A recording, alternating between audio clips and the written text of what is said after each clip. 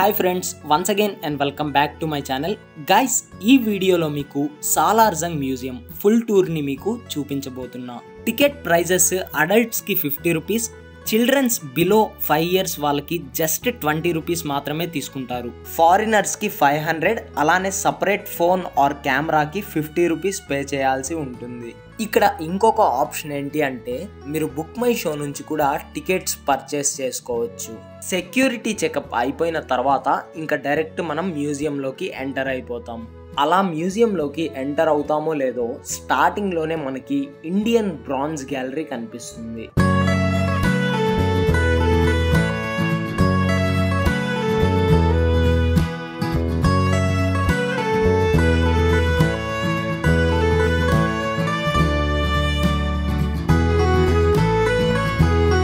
ఈ మ్యూజియం గురించి కొన్ని విషయాలు తెలుసుకుందాం. సాలార్జంగ్ మ్యూజియం మన ఇండియాలో ఉన్న అతిపెద్ద 3 మ్యూజియంస్లో సాలార్జంగ్ మ్యూజియం కూడా ఒకటి. ఈ మ్యూజియం మూసీ నదికి పక్కనే ఉంటుంది.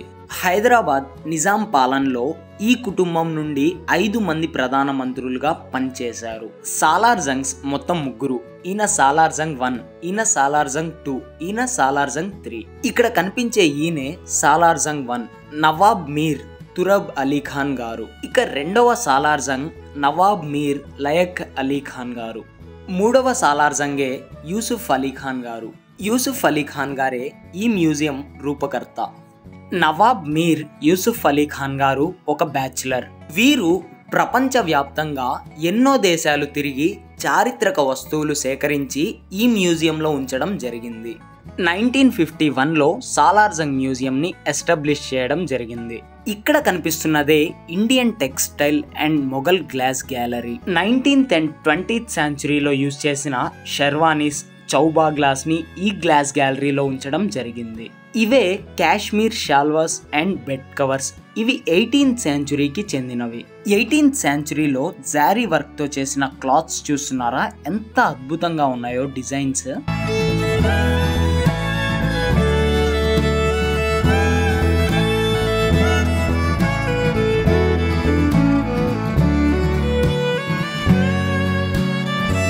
ఇక్కడ మీరు చూస్తున్నదే ఏనుగు దంతాలు. ఈ ఏనుగు దంతంపై చెక్కిన ఏనుగులు కనిపిస్తున్నాయి కదా, ఇవేవి కూడా అతికించినవి కాదు. యాజ్ ఇట్ ఈజ్ ఒక దంతంపై అలానే చెక్కబడినవి. ఏనుగు దంతాలతో కూడా చాలా అద్భుతమైన డిజైన్స్ అనేది చెక్కారు ఆ రోజుల్లోనే. ఏనుగు దంతాలతో చేసిన ఈ డిజైన్స్ చాలా అట్రాక్టివ్గా అనిపిస్తాయి. మెషినరీస్ మనకు అంతగా అవైలబుల్ లేని రోజుల్లోనే ఏనుగు దంతాలతో ఇంత చక్కటి డిజైన్స్ చేయడం అనేది అసాధారణమైన విషయమే కదా.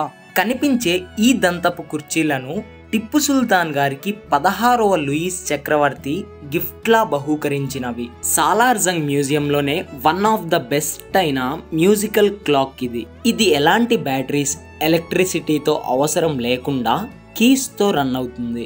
ప్రతి 3 daysకి ఒకసారి దీనికి కీ ఇవ్వాల్సి ఉంటుంది. అండ్ దీనిలో స్పెషాలిటీ ఏంటి అంటే ప్రతి 1 hourకి ఈ లోపల ఉండే టాయ్ వచ్చి బెల్ కొట్టి వెళ్తుంది. ఈ మ్యూజికల్ క్లాక్ ని సాలార్జంగ్ గారు ఇంగ్లాండ్ నుంచి తీసుకురావడం జరిగింది. ఇక్కడ కనిపించే ఈ గ్యాలరీకి చాలా ప్రత్యేకత ఉంది. దీన్నే వైల్డ్ రెబెకా గ్యాలరీ అంటారు. ఇక్కడ కనిపిస్తున్న లేడీని రెబెకా అంటారు. 19th centuryకి చెందిన శిల్పి అయిన బెంజోని చేత ఈ శిల్పం చెక్కబడింది. ఇది ఒక ఇటాలియన్ నియో క్లాసికల్ శైలిలో పాలరాయితో చెక్కబడిన శిల్పం. ఈ రెబెకా కూడా one of the rare collection. దీనిలో స్పెషాలిటీ ఏంటి అంటే ఈ లేడీ పైన ఒక తడిచిన వైట్ క్లాత్ ని కప్పినట్లు కనిపిస్తుంది. యాక్చువల్లీ చెప్పాలి అంటే అలా తడిచిన క్లాత్ ని వేయలేదు. దీనిని చెక్కడంలోనే అంత అద్భుతంగా చెక్కారు బెంజోని గారు. రెబెకా గ్యాలరీ తర్వాత మనం వచ్చేసాం వాకింగ్ స్టిక్స్ గ్యాలరీకి. ఇక్కడ కనిపిస్తున్న వాకింగ్ స్టిక్స్ లో హెడ్ మౌంట్ భాగంలో ఎక్కువగా జంతువులవి కనిపిస్తాయి. వాకింగ్ స్టిక్స్ కూడా బటన్ మెకానిజం కలిగి ఉంటాయి.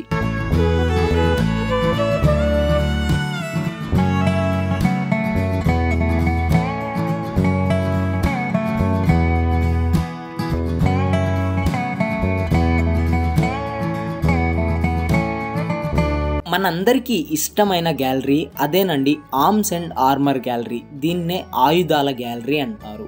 మన నాగరికత మొదలైన తర్వాత చాలా మంది బాణాలని ఉపయోగించేవాళ్ళు. ఇక్కడ కనిపిస్తున్న ఈ బాణాలను హైదరాబాద్ డెక్కన్ వాళ్ళు యూజ్ చేసినవి. ఇక్కడ కనిపించేవి one of the protection type అన్నమాట. ఎవరైనా మన మీద దాడి చేసేటప్పుడు మనకి అంతగా ఎఫెక్ట్ అవ్వకుండా వీటిని ధరించేవారు. ఇక్కడ కనిపించే ఈ షీల్డ్స్ అండ్ ఈ కత్తులు అనేవి మనం జనరల్లీ మూవీస్లో చూసే ఉంటాం. ఇక్కడ కనిపించేవి స్పియర్స్ అండ్ లాన్సర్స్. ఆ రోజుల్లో రాజులు లేదా సైనికులు దీన్ని ఉపయోగించేవారు. 17th సెంచురీకి చెందిన పర్షియన్ స్వార్డ్స్ అలానే 18th సెంచురీకి చెందిన షీల్డ్స్ అయితే ఇక్కడ కనిపిస్తున్నాయి.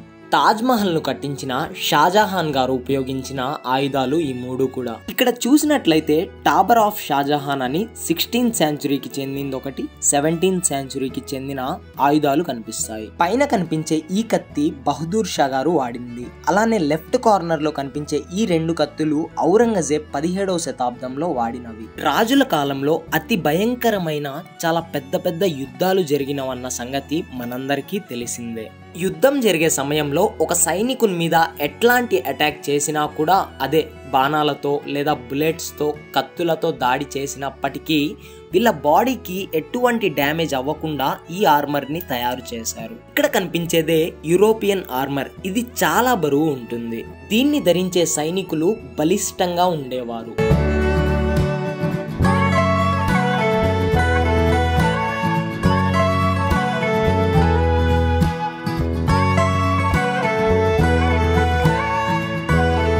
ఈ స్టార్టింగ్ లో కనిపించే ఈ రెండు పిక్చర్స్ కూడా చిత్రకారుడైన రవివర్మ గారు గీసినవి.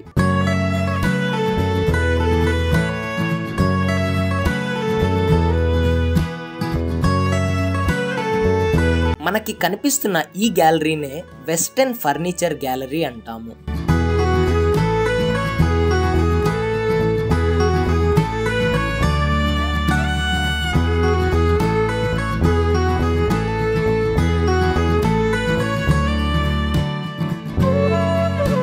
ఈ డైనింగ్ టేబుల్ చూసినట్లయితే ఒకేసారి ఒక 13 మంది కూర్చుని తినేలా తయారు చేశారు.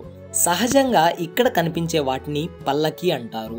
ఈ పల్లకిల్లో చాలా మోడల్స్ కూడా ఇక్కడ మనం చూడవచ్చు. సింగిల్ పర్సన్ వెళ్ళేది ఉంది, అలానే 2 పర్సన్స్ వెళ్ళేది కూడా ఉంది.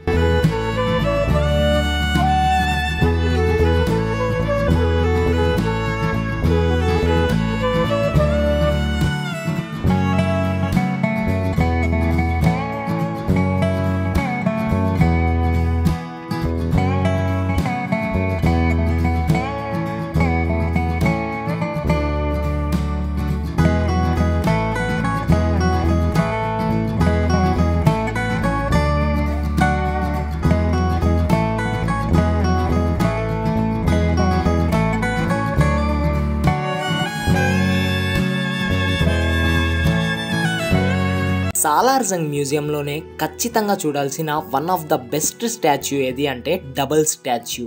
దీనిని వుడ్తో తయారు చేశారు. దీనిని ఫ్రంట్ నుంచి చూస్తే మెన్, బ్యాక్ నుంచి చూస్తే ఉమెన్ ఫేసెస్ కనిపిస్తాయి. ఒక చెక్క మీద 2 వ్యక్తులు కనిపించేటట్లుగా ఫ్రాన్స్ వాళ్ళు దీనిని చెక్కారు. ఇదంతా కూడా 1 మ్యాన్ కలెక్షన్.